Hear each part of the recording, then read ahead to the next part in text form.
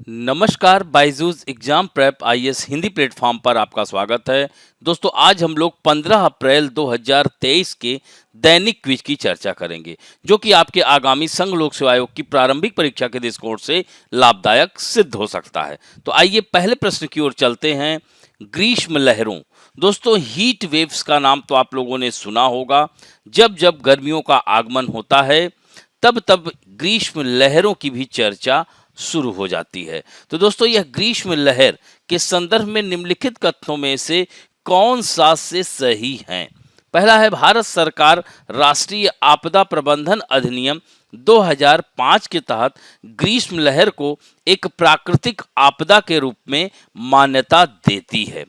दूसरा कथन दिया गया है, जब तक किसी स्टेशन का अधिकतम तापमान मैदानी इलाकों के लिए कम से कम 40 डिग्री सेल्सियस और पहाड़ी क्षेत्रों के लिए कम से कम 30 डिग्री सेल्सियस तक नहीं पहुंच जाता, तब तक ग्रीष्म लहर पर विचार करने की आवश्यकता नहीं है।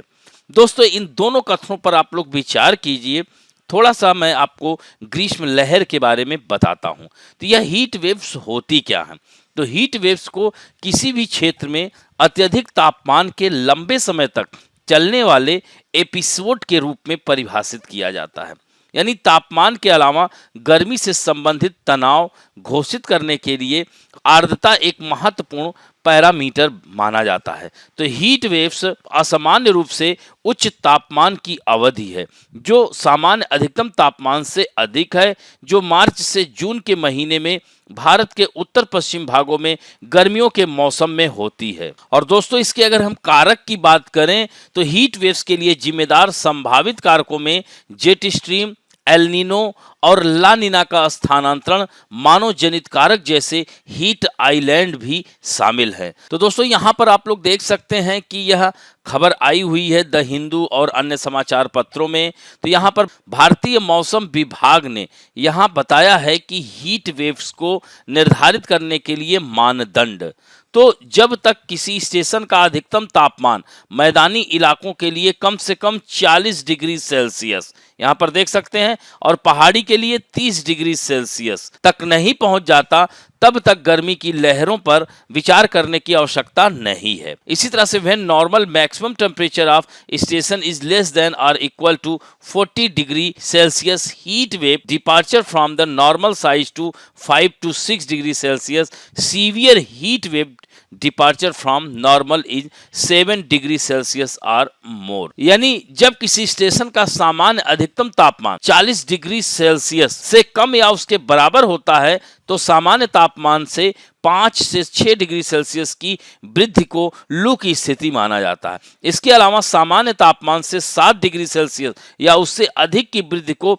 गंभीर गर्मी की लहर की स्थिति, यानी इसीलिए यहाँ पर देखिए कि सीवियर हीट वेव कहा जा रहा है, तो गंभीर गर्मी की लहर की स्थिति माना जाता है। तो दोस्तों, अब आप लोग इसका उत्तर अभी तक दे चुके होंगे, यानी इसमें पहला कथन तो नहीं होगा, इसे प्राकृतिक आपदा के रूप में अभी मान्यता नहीं दी जाती है।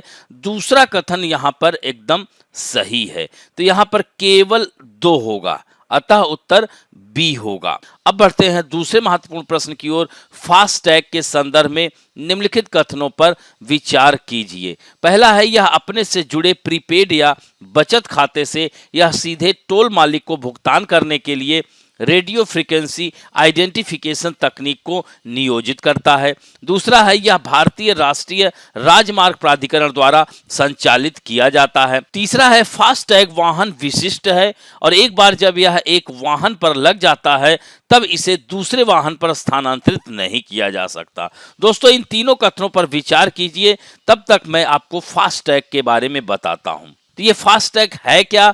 तो नेशनल NHAI यानी national highway authority of India द्वारा बनाया गया फास्टैग एक इलेक्ट्रॉनिक टोल सिस्टम है।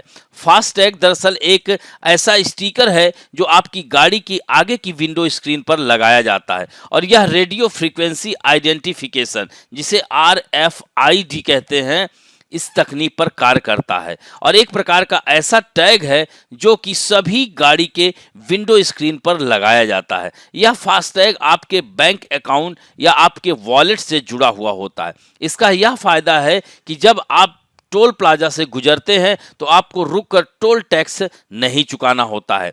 आपके गाड़ी पर लगा हुआ फास्टैग से स्कैनर द्वारा टोल भुगतान आसानी से हो जाता है और यह टैक्स सीधा सरकारी खाते में जमा हो जाता है। तो यहाँ पर आप देख सकते हैं कि यह तीनों कथन इसमें सही होगा, अतः उत्तर इसका डी होगा। तो इससे संबंधित यहाँ पर पीआईबी में आई हुई खबर है। अब बढ़ते हैं तीसरे प्रश्न की ओर। पेरिस क्लब के संदर्भ में निम्नलिखित कथनों में से कौन सा से सही है? पहला दिया गया है, यह प्रमुख लेनदार देशों के अधिकारियों का एक समूह है जिनकी भूमिका देनदार देशों के सामने आने वाली भुगतान कठिनाइयों के समन्वित और स्थायी समाधान खोजने की है। दूसरा कथन है कि 2008 के वित्तीय संकट के समाधान की दिशा में पेरिस क्लब बनाया गया था।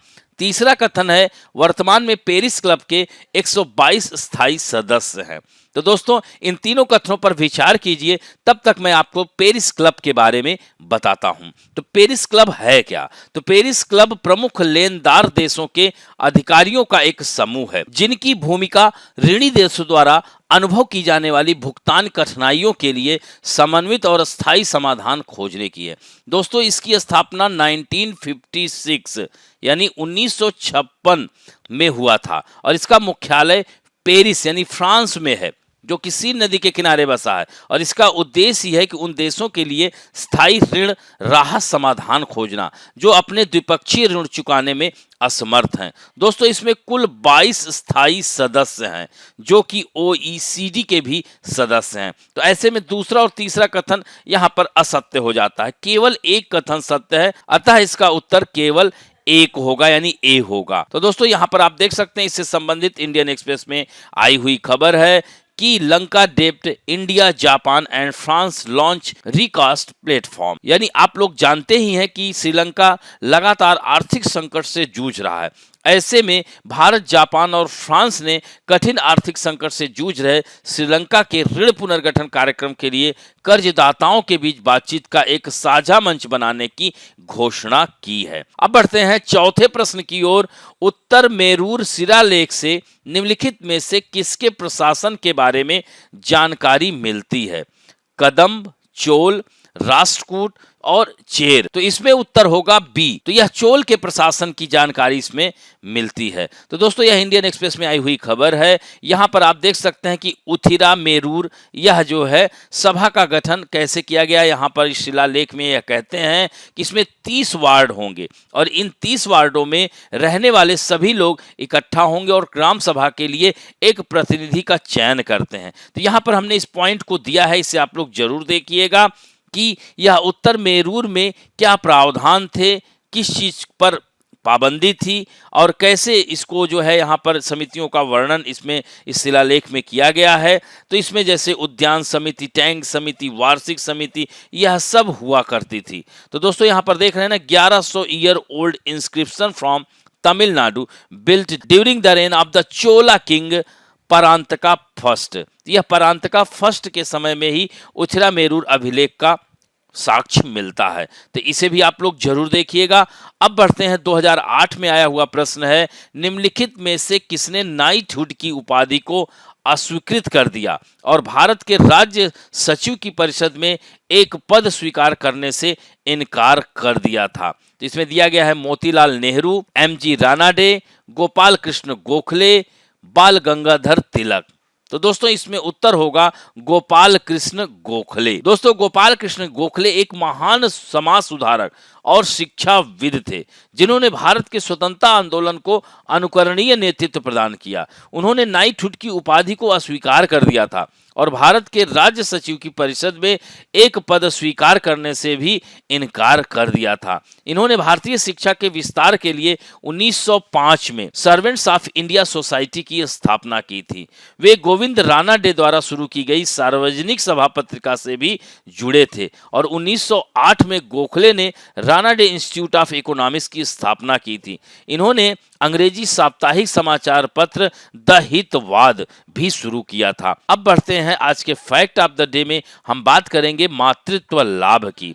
तो in supreme court maternity benefit for adoptive mothers. तो यहाँ पर आप देख सकते हैं कि सुप्रीम कोर्ट मातृत्व लाभ अधिनियम 1961 की धारा 5 के खंड 4 की संवैधानिक वैधता को चुनौती देने वाली याचिका पर सुनवाई के लिए तैयार हो गया है। और इस धारा में कहा गया है कि 3 महीने से कम उम्र के बच्चों को कानूनी तौर पर गोद लेने वाली महिला 12 सप्ताह के मातृत्व अवकाश की हकदार होगी। तो दोस्तों यहाँ पर आप देख सकते हैं कि मातृत्व लाभ अधिनियम 1961 क्या है।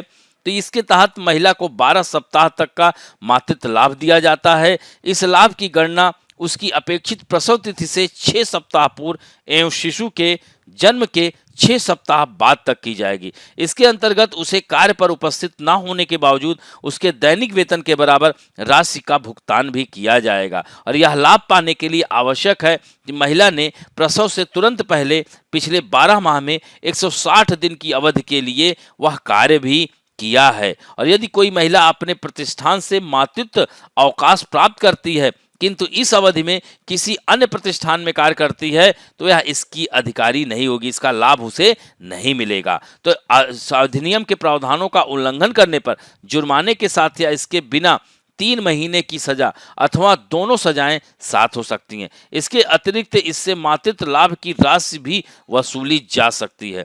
दोस्तों इसमें संशोधन 2017 में किया गया।